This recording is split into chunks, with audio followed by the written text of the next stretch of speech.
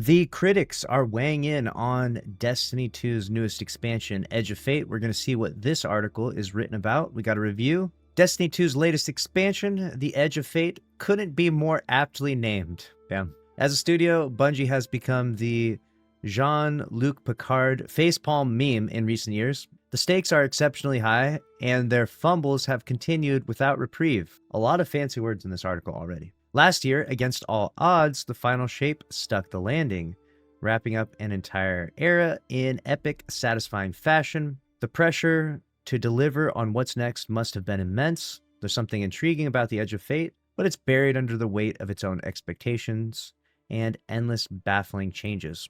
The Edge of Fate explores time, perception, and enigmatic deities, the Nine. Their immense power seems to transcend even that of the Traveler. Time and space are bent and manipulated, and there are moments I found myself getting excited for what the story might lead. Free of the clutches of the light and darkness storyline of the past decade, they could have really pushed the boundaries. But, be it because of deadlines, overbearing management, or overly cautious decision-making, the pipeline ultimately produced a paint-by-numbers with few standout characters or plot elements. I actually agree with this criticism the most, which is maybe it's overly cautious decision-making is really what felt like guided the Edge of Fate. They felt like they needed to make the most conservative decisions. A whole new era.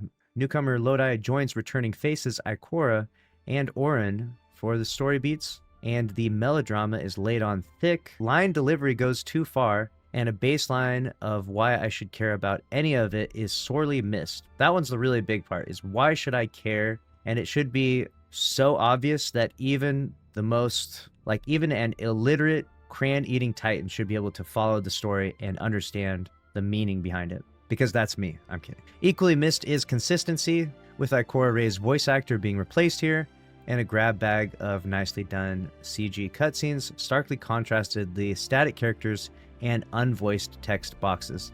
Yeah, now that I think about it, the cutscenes were so good that in contrast to the dialogue and text boxes, it didn't diminish the quality, but it's like you just went from this incredible cutscene to, listening to an Ionian go beep boop beep boop and read the text dialogue. The contrast is brutal. But Destiny 2's core has always been the gameplay, snappy shooting, cool powers, high mobility, and the most satisfying headshots in the industry. And I agree, and this was Bungie's decision early on, that it would be a gameplay-driven game with story as a secondary element or an afterthought, basically.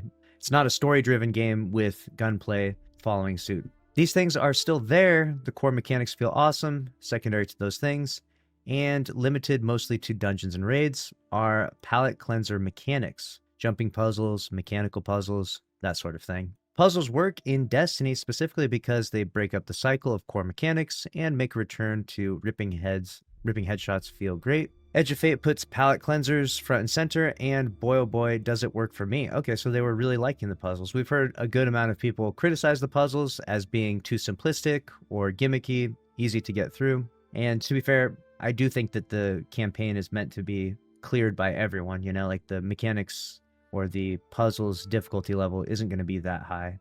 Not as high as you'll see in something like a raid, for example. Like when you talk about the vault in the Last Wish raid, that's a significantly more difficult puzzle to solve. All the gimmicks. Edge of Fate has a few gimmicky new mechanics: Matter Spark, Matter Morph, and the Relocator. I actively disliked all of them right away, and by the end of the campaign, I never wanted to see any of them again. Damn. The Matter Spark slander continues. A good portion of Destiny players did not enjoy Matter Spark. I struggle to find anyone that's like, dude, Matter Spark made Edge of Fate for me. I don't think I've heard anyone say that. The problem is that all the puzzle mechanics here are of the gotcha variety. What I mean is, it was usually immediately obvious what to do, but gotcha, the gimmick activation spot, isn't here. It's somewhere else. Wouldn't you love to search the area you just came through looking for one or all of those things so you can press square and then race back to the place that your puzzle is? I mean, they might be somewhat gimmicky. The whole point of a puzzle in general, I feel like, I'll give you a good example. Even when we did the Whisper mission, which has been praised as one of the best exotic missions ever, when you go through and do it again on repeat clears, There's like a lot of, you can like go down the stairs at one point and just turn around and then go to the next area. But before you do that, you like fall into this like weird pit where there's like endless shadow thrall, like taken thrall coming at you. And then you can like get out of there and like climb this crazy like wall. And if you fall down, you land back in the pit every time. And all of that can just be bypassed if you just walk down the stairs and turn around immediately, right? But that's what the puzzle is. You don't learn that until later on. You don't learn the route until afterwards. So you first have to discover and go around. I didn't really hate that element of it. It was very simplistic, sure, but like I said, the campaign is meant to be cleared by, you know, your grandpa. So if we make the puzzles too intricate, too difficult, then they just get frustrated and they leave. I didn't love it the first time, and by the end of the campaign, it was painful.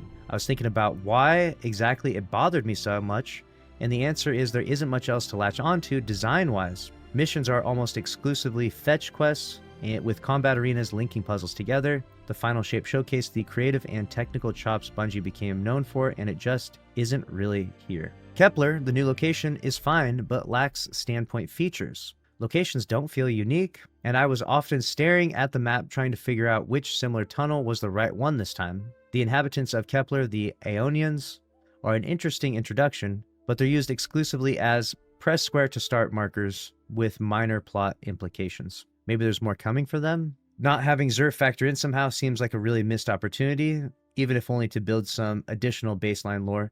That is actually a good point. Xur should be tied into it more because he's a character we've been involved with for so many years.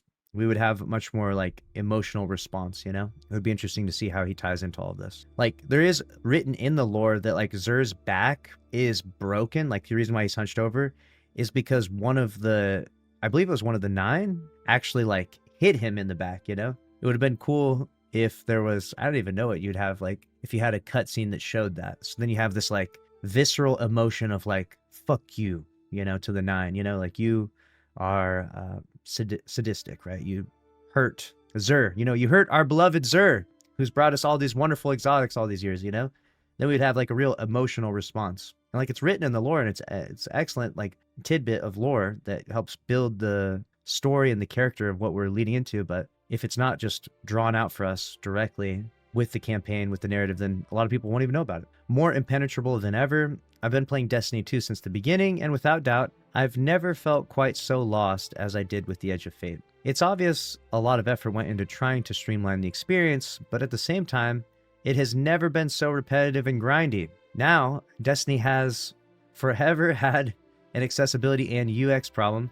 This expansion makes it worse. The new portal setup gives quick access to a few of the new things in Edge of Fate, like solo and fire team ops, as well as the expansion location, but the old destination screen still exists and lacks any of the new content. Early on, I spent a few minutes confused about how to actually get to Kepler. Turns out that's the one destination that's on the portal screen. It's definitely confusing having the world tab and portal tab still coexist with each other.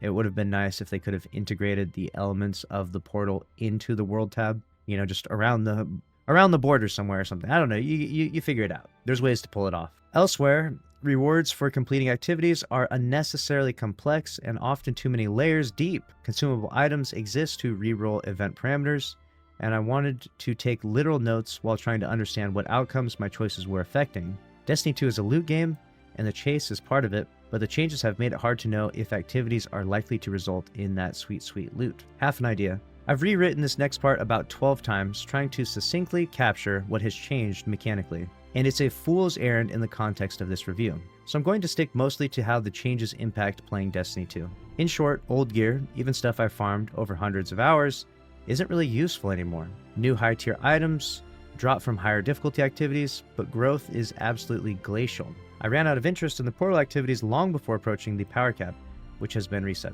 So to speak on this, your old armor still is valuable. It still has those stats. It's just the new armor is better. So the new armor has armor set bonuses. It has a higher cap threshold of how much stats it can get on it. It's just better. The new armor is better, which we should always want the new things in Destiny 2 to be better than the old things. To be fair, though, usually we get like one new weapon here, there, right? A couple new weapons here, there, maybe a new exotic, and it kind of integrates slowly into the system. Versus now we did kind of a rapid overhaul, so it's a bit jarring to go from like, okay, all my old armor really isn't like, I'm not going to use any of my old armor if I can get some of the new armor, right, in the high tiered. So that can be a little bit jarring, but we've been using this old armor system for so long now that when people advocate for their old armor to still be viable now, I'm almost like, at least in my opinion, and you can disagree if you want, but in my opinion, I'm like, guys, we've been using this armor for so many years. It's been relatively meaningless. You get your artifice armor and you're good. You know, like, I think a new system adding a lot more excitement and variety to armor and the grind for armor is a lot better. I can understand that maybe it was too much change too fast. That is a really good and really fair criticism, but I still think we should be excited for the new thing that makes us more powerful, right? Like, the new armor makes you more powerful. That's fun. We should like that. We should be excited for that. I think. I don't know. Let me know what you think. Weapons and armor now have 2-tier ratings outside of rarity, the old masterwork system, and the new tiers that indicate how good the gear piece is. Higher difficulty equals higher tiers. Armor archetypes are now a thing, allowing a player to turn any class into a tank or a glass cannon with the right pieces, with set matching bonuses. It's nice to have options to pump up my preferred warlock's health for solo missions, but at the same time, I don't see much need to play the other classes anymore. That's true, you don't have to play the other classes as much anymore, which I think a lot of people really sunk into the identity of one class for the most part. Like, I really just want to play Titan, and when I play Titan, I want to be leveling up my Hunter and Warlock. Others maybe want more variety. Maybe you do want to bounce around a little bit. But for me, like, I just want to play Titan. I'll hop on and play my Warlock if I have to, my Hunter if I have to, but I mostly want to play Titan. Everything's been thrown into the blender, and I'm just not sure who Bungie were trying to excite with this release. The changes feel like half-thoughts, hastily jotted on a whiteboard in a panic. Fatigue-inducing. Writing this review exhausted me. I was hoping a new saga of Destiny 2 might get me excited for what's next. Instead, I'm tired. The skill to make cool stuff still exists at Bungie, but it's being catastrophically misused. Design and mechanical changes need to be more thoroughly considered, and the entire player base needs to be brought along for the ride. If Bungie leadership is reading this part, please, give your people the time, space, and freedom to create something incredible. They have the capacity, and they need your support. This franchise can find its footing again, but Bungie needs to get out of its own way to do so. The reason why a lot of people are very passionate about Destiny 2 is because they see the potential that this game has, that this franchise has, and so we're willing to write our reviews, our criticisms, whether they're articulate or not. We want to give feedback because we don't want to see the potential of this game squandered. I've played a lot of games. This game should be one of the top, at least one of the top 10 games all time, and I don't think it's anywhere near that right now. I think it's a niche game that when people find it, they like it, but then they quickly figure out the problems with it and move on. The Edge of Fate was an opportunity for a re-entry point for some, and for an entry point for others, and a continuation for a lot of us out there. It's received lukewarm reviews at best. It's unfortunate. If you enjoyed this video, then click on the screen here to watch another one from this channel. And don't forget that we're doing a monthly emblem giveaway for anyone that is subscribed with notifications on, likes, and comments on the video. We'll be scrolling through all the comments, picking random winners. So best of luck to you out there, and we appreciate you watching.